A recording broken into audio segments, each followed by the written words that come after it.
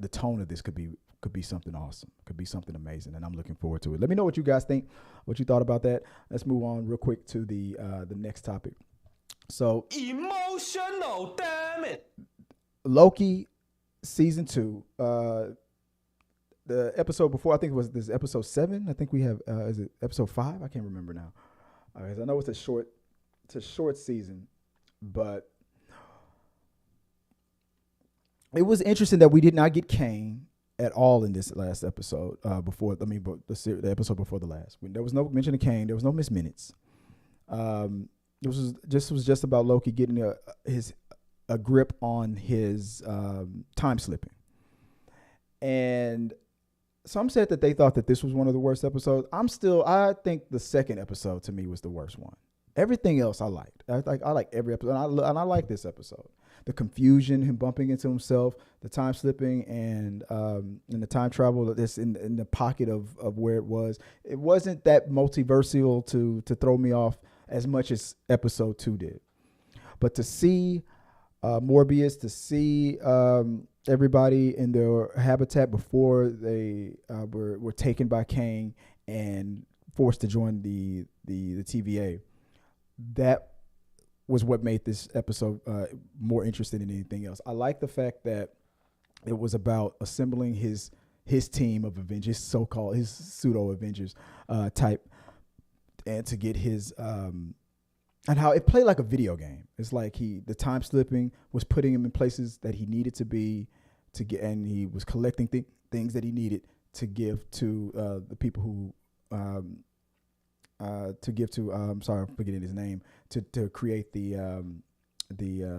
time travel into the portal, the door that he was able to create from the book that he wrote. And the question is, who really wrote the book? Was it Kang that wrote that book, or was it because Kang inspired him? The writing inspired Kang, and it's in kind of a loop. So I guess both things are true. But for the sake of this, I would say that he wrote that book, and he used it to create a device that creates those portals, those doors, and he got everybody back together, Loki, and I noticed that things started getting displaced and we're missing. I feel like, and the device became missing towards the end once Loki got a hold of his powers. I'm going to assume that Loki himself is the one that was taking the coffee mug, taking the McDonald's food, and doing these things probably just to practice, to get a grip on it, because he needed to get back to that moment. Maybe something happens to the device and and maybe it gets destroyed or something like that when they encounter Kang or Miss Minutes again, and the only way to get another one is for Loki to go back and to retrieve it again. And that's probably why things started becoming missing. Maybe he got hungry, that's why he took Sophie's food. Maybe, I don't know, he got thirsty, that's why he took the cup. I don't know. But it seems that that's what the quick answer to that is going to be. Now, how is this going to lead into with Kang? So we have to have a final thing with Kang, and it has to wrap things up to a point where it's like, it has to establish Kang as the big bad. Will we see him turn into He Who Remains? Will we see him turn into the version of himself that was in Ant-Man? Will he just become another variant that really becomes the conqueror of it all? Is He Who Remains the same? Is that one and the same? Is that it? Is that him conquering everything? Is that the conqueror?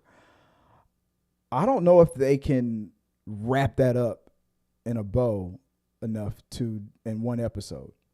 I'm hoping that Loki gets out of this TV series and finally goes back to the MCU proper, to the movies, and joins the Avengers and becomes an Avenger, because I feel like Tom Hiddleston can become, and Loki could become what Iron Man was, what Robert Downey Jr. was in the beginning. Not the Captain America, but the Iron Man. And he could even lead the Avengers. And I believe that was done in the comic books. I'm going to have to ask one of you guys. If any of you guys know, if I'm on the money on that one, if you guys know more about that than me, let me know. But I feel like Loki is in a prime position where he could become an Avenger. and lead this new Avengers. And I'm looking forward to that. But with everything that's going on with Kang, I don't think this last episode is going to, maybe we're going to need one more season before Secret Invasions, before the Kang Dynasty. I don't know, because I just don't feel like this is going to wrap it up the way it needs to be. I feel like 2 seasons is enough, and I feel like Loki needs to get back into the movies. This variant should return to the movies and get back with his brother and join the Avengers. That's where I wanted to head to. But maybe it won't happen. Maybe he'll die again, and we'll see what happens. So let me know what you guys think about that and what you thought about that last episode. And give me your theories on what's going to happen. I ultimately feel like Miss Minutes is going to be the big bad in the end, not Kang. And she's going to get her body. I think she's going to take over the body of, what was her name? I'm sorry, I'm always so bad with names sometimes, and I forgot her. Loki season 2. Looking up the cast real quick. The character that's played by Juju Ra. And what's her name? What character does she play? Forgot the name of the character that she plays, but I think she's gonna take. I think Miss Minutes is gonna take over her body. I think that's what's gonna happen. I think Miss Minutes is gonna, because they mentioned it that that she's in love with Kang and every. I think that's what he's gonna do. I think she's gonna merge with her or take over her body and try to get with Kang, try to get with He Who Remains or whatever. But I think that's what's happening on the last episode. Let me know what you guys think.